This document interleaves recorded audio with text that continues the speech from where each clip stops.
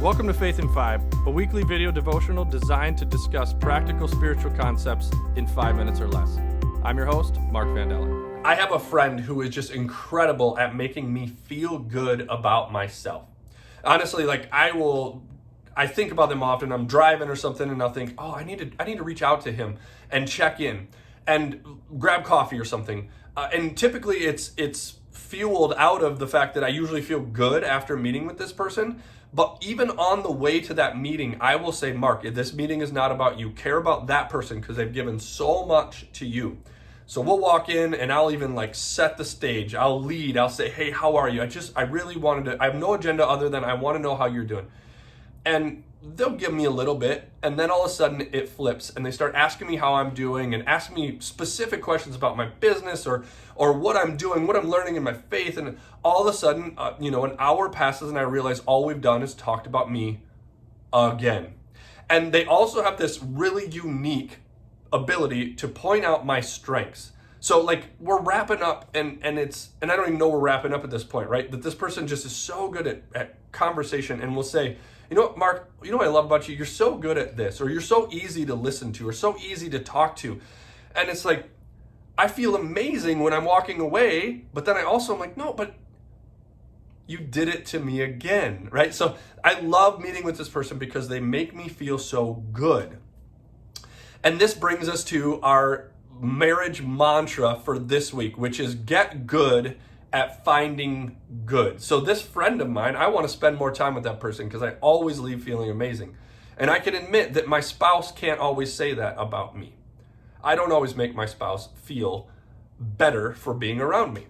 And in our marriages, oftentimes pride kind of gets in the way. Sometimes we get a little bit selfish and we don't always get good at finding good when you live alongside of someone.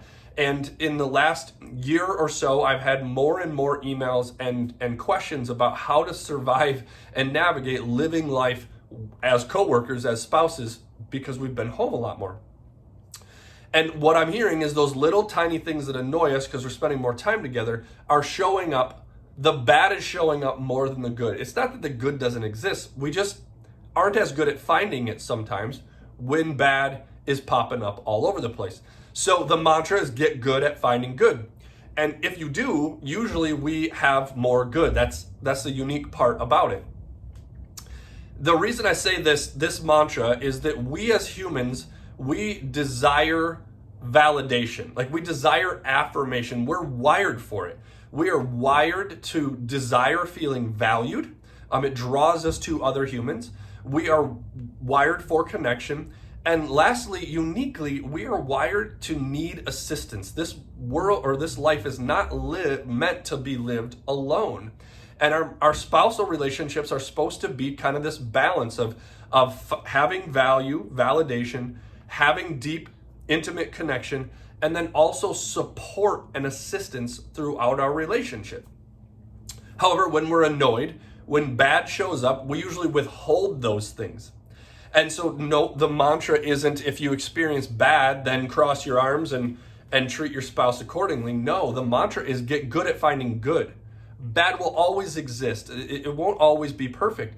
But if we can get good at finding good, we will experience more good.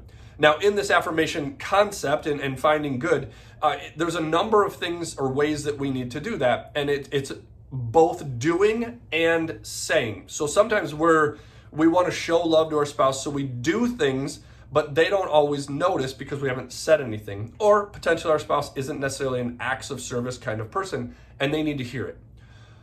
On the contrary, sometimes we tell our spouse we love them all we want, and yet we don't take out the trash, and that's all they see. So in order for us to be good at finding good, we have to both do good, we have to show that we love, and we also have to say that we love in a number of ways.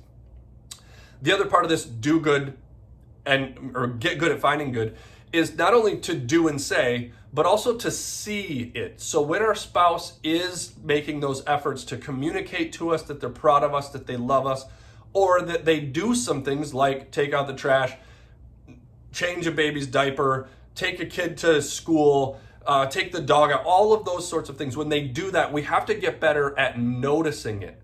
So get good at seeing, doing, and saying good in your marriage, and your relationship will reward you for that. We're designed for it. And all of this for me comes out of 1 John 4:19. It's a very simple verse. It's a great memory verse. And it simply says, we love because he first loved us. So God loved us even sometimes when we didn't deserve it. God loves us no matter how bad we are or how bad our behavior is. He loves us anyways. And if we can take that into our relationships, there are times for sure where I don't deserve my wife's love. I'm just not that nice sometimes.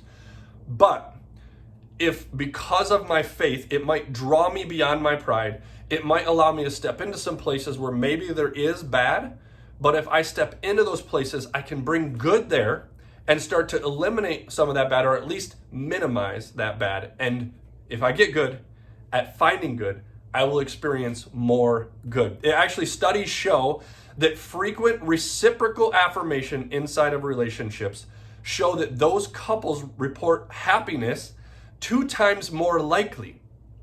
And so in our, I believe both in our marriage and our faith, and as we blend those together, our faith should drive us to move beyond some of the pride and the limitations that might make us withhold affirmation and good.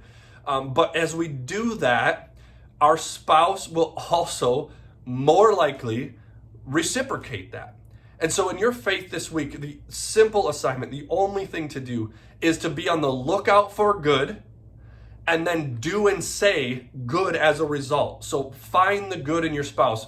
If it's been a while since you told them you love them or why you love them, do that this week. Your faith asks you to do so. And also, if there's something that's not getting done around the house, like the trash is just building up, go take it out. Go do something. And it seems weird that that's faith related, but 1 John 4:19 says, we love because God first loved us. So in your marriage, in all your relationships this week, go love because God first loved you. Thanks for watching Faith in 5. If you like what you see, please like and share. If you're interested in making a donation to our ministry, please click the link below.